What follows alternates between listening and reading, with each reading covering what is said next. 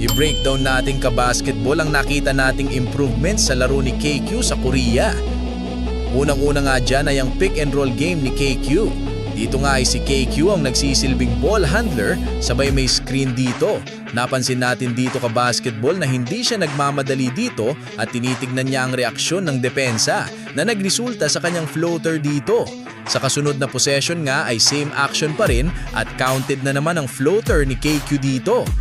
Dito naman ay may pick and roll pa rin dahil sunod-sunod na nga ang salaksak ni KQ ay nag-under the screen ang bantay niya para abangan ang drive to the basket ni KQ.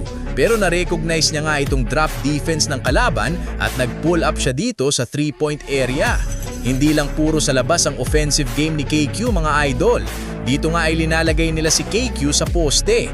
Dahil wala ngang nag-help dito ay kinain lang ni KQ itong Korean defender for an easy 2 points.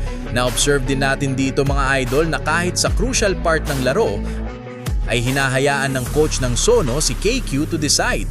Dito nga ay nag-isolate si KQ sa ibabaw at nagkaroon siya dito ng separation and hit this crucial basket to give his team the 3-point lead.